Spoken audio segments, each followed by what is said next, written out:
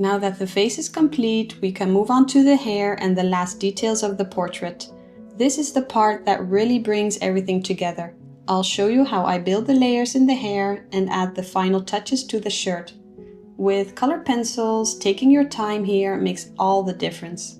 If you want to follow along, there's a link below the video where you can download the reference photo. So I'm just going to add a layer here of the sepia, but here in between those hairs I do see a bit skin tone, and especially here as well. So first I'm going to, on this side the skin is darker, so I have the burnt sienna 50 here.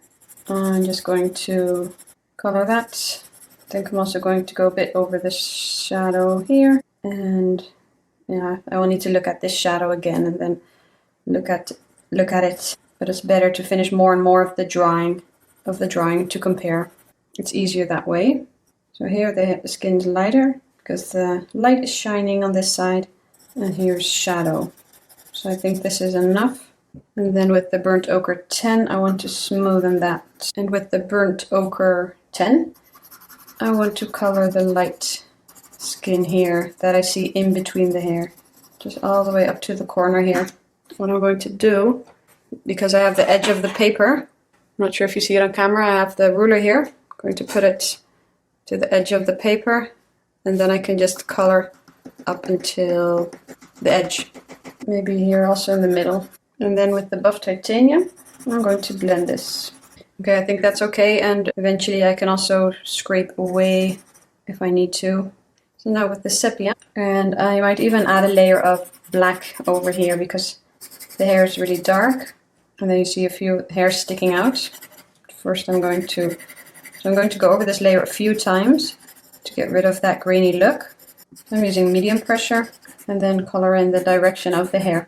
And the tip is getting very dull, so I'm going to sharpen it and draw those hairs here. So just these back and forth quick strokes. The direction of the hair is going down, and then here the hair strokes are really thin and soft, the ones that go over the forehead. The hairs up here, draw them more together. Draw those hairs you see sticking out, and another layer. So I'm using more pressure here, and here the transition from the hairline, I'm going to use the raw umber 10, or maybe the sepia 50 first, because it's a bit darker. Also here, also blend the hair a bit. And here, so now I'm burnishing, so I don't have a grainy look. But here I'm using light pressure again, because here the transition from the forehead, I want to blend it a bit, and here it's lighter. So with the sepia 10, maybe first the sepia 50 here. And with the sepia 10, so I'm also drawing some of those light hairs that you see and blending here. So I'm creating a softer look here, but then I'm going to go over it with the sepia to add those hairs on top. First I'm looking between those hairs at the forehead, skin on the forehead. Not too much pressure because it will turn out too pink. So with the buff titanium, and then blend towards the forehead here, skin. Okay, now I want to draw some of those hairs back. I'm going to use the sepia 50 first for those lighter. I'm actually going to sharpen for those lighter hairs in between. And even though they go straight down, I also draw a few bit more like curved here, a bit to the left, because hair is never perfectly straight, so also draw it a bit curved. And then here you see some going over the forehead, and then here I need to darken. So this is just for those lighter soft hairs I see on the forehead. And here I need to blend a bit here, because I still see a bit of the white of the paper showing through. And I'm actually going to, it looks a bit messy here, so I'm going to, with this pencil eraser, I'm going to lighten some of them and make it look like they're more to the back with the sepia 50. Let's see how far this. Some hairs are a bit more together, some you see more space in between. So try to draw a bit variation, and not all of them straight down and all neat next to each other. Because it's hair, you want to make it look as natural as possible, a bit more flowy, even though the hair is straight. some hairs here, and then with the sepia for the darkest hairs. So you see, the more hair you have, you can look at the value, and now if you step away, you can critique the shadows on the face more. You get a whole different look now, just by adding the hair, even though it's not finished. And then once, after drawing the hair, you will need to move on to the rest, because just to focus on something else, and then come back to the hair to see if you're satisfied. So I think I'm even going to use the black pencil for some areas here, and then I want to go over that with the sepia. Not too dark on this side, but just adding a bit to create more depth and correct value. And going over the areas I added with the black with the sepia to blend it all. So like I said, draw these clumps of hair instead of all of those individual hairs. I draw these thicker strokes so that it looks like it's hair together. Here's some hair on the side. Okay, now because I keep on focusing on the hair, it's difficult. So I will need to step away and then look at the whole drawing. So once I finish all of the facial features, I still look back, critique, and look at the drawing as a whole. With the sepia going over the nostril. This shadow under the nose is also dark. Next I'm going to move on to the neck and the shirt. And then we're going to critique the drawing and add the final details, or correct if we need to. I'm just going over some areas of the hair. And then once I have the neck and the shirt, then I can take another break and then critique everything. Step back, have another look, see if I'm satisfied with everything. Okay, let's just have a look. Let's just color the neck and then continue. Okay, so the neck is really dark. I'm going to start with the sepia. You see, if you put that sepia swatch next to the reference photo, you see that darkest area here. It's really dark. And the neck is also, because it's in shadow, there isn't really a lot of color. So I think I'm going to just use the sepias, and maybe if I think it's too dull, maybe add a bit of the burnt sienna, but just going to see how that will turn out. So with the sepia, and then for the shirt, I'm just going to use a light blue. Yeah, I'm going to, you don't have to have it this exact same blue color as in the reference photo. So I'm using more medium pressure now, because this is really dark. But here towards the lighter area, the shadow, I'm using lighter pressure. Here just next to the shirt, you see a shadow coming from that shirt, coming from the shirt, and then here the dark shadow is coming from the head. Here I see lighter skin tone, so I'm going to use the burnt ochre 10, and I'm using medium pressure. Here I'm going to use the sepia 50 and blend. Go over the edge here, I'm using medium pressure, and I see that it's turning out very brown, just what I thought. So with the burnt sienna 10, I'm using medium pressure. Now this looks like a dark, strange area, but let's just draw the shirt now and then look at the color again of the neck.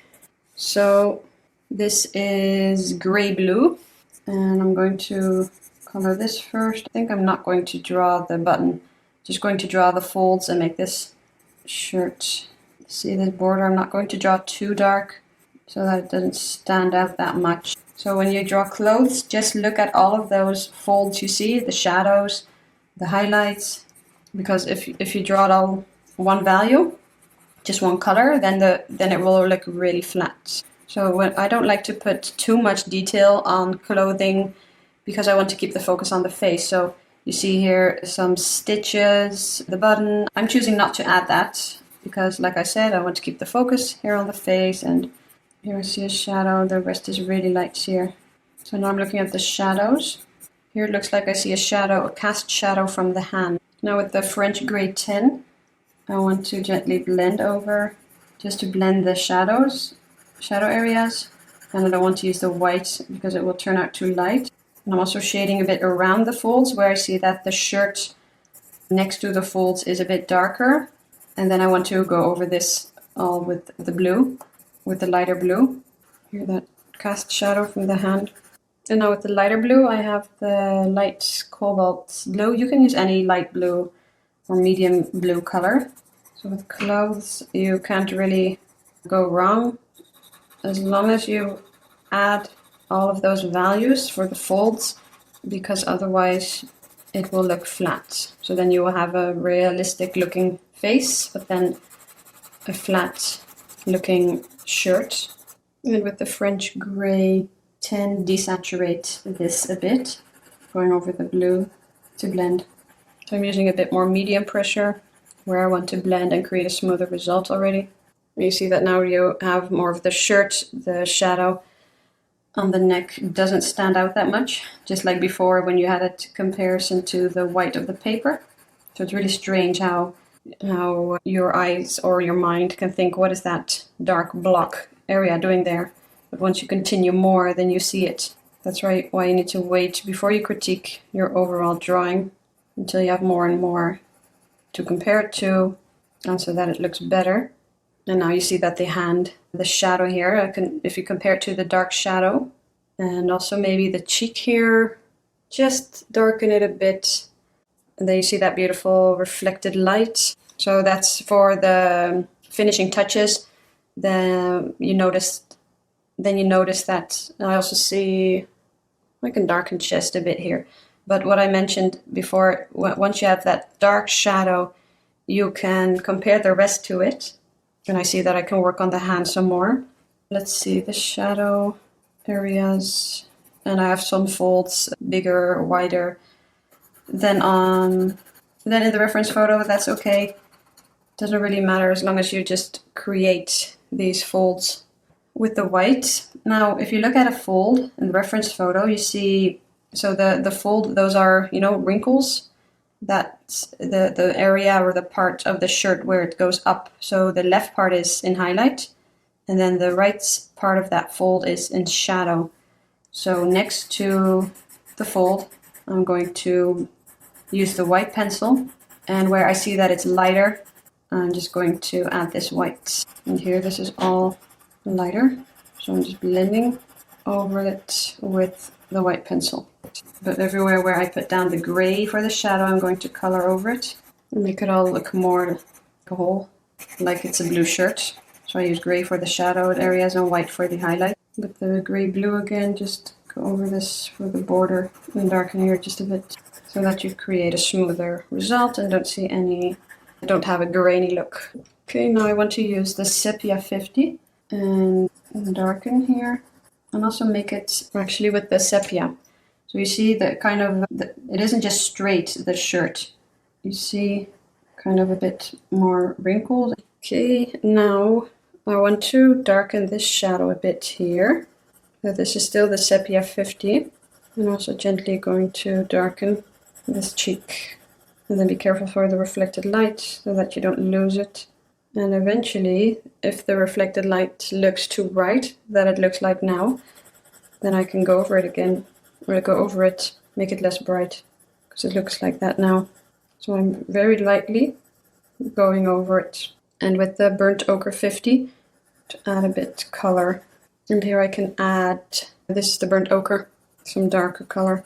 And then with the sepia, I want to blend over the reflected light here. And blend and darken, this is the Sepia 50.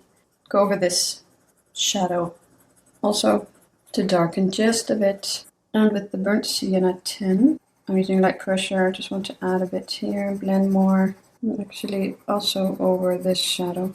Or I think the burnt ochre 10 will be better because it's a bit warmer here. I drew a bit more hair than in the reference photo, but because the light is shining on the hair, on this area, it looks like the boy has less hair there. And if I recreate that in my drawing as well, with the Sepia 50, if I recreate that in my drawing as well, then it might look like a bald area, and I don't want that. So I added a bit more hair than I see in the reference photo, and that's the reason. I did leave a bit of the skin showing through more than here, because here it's in shadow, of course, and here it's highlight, but it's lighter in the reference photo because of that light shining. Sometimes you have a photo, the sun is shining really bright on a part of the hair, and that changes the color completely, or it maybe even looks like the person is bald on that area, on that spot. So you will need to improvise a bit. As an artist, you can change things, you can make things look better. If something looks a certain way on the photo, maybe because of the light shining on it, then You can change that if you think that looks better. With the burnt sienna 50, I want to, because it looks like an outline here, I don't want that. So I want the cheek behind the hand to blend nice. And with the burnt sienna 10, I'm using light pressure because I don't want to darken too much or add too much of this color. And then with the buff titanium to blend further. And on camera this looks less pink, but with the pink, maybe add a bit more. So I think it looks pink enough, but on camera it's not showing. It looks a bit more saturated. But okay, with the buff titanium, the white might make it too bright. So using medium pressure, blending this all.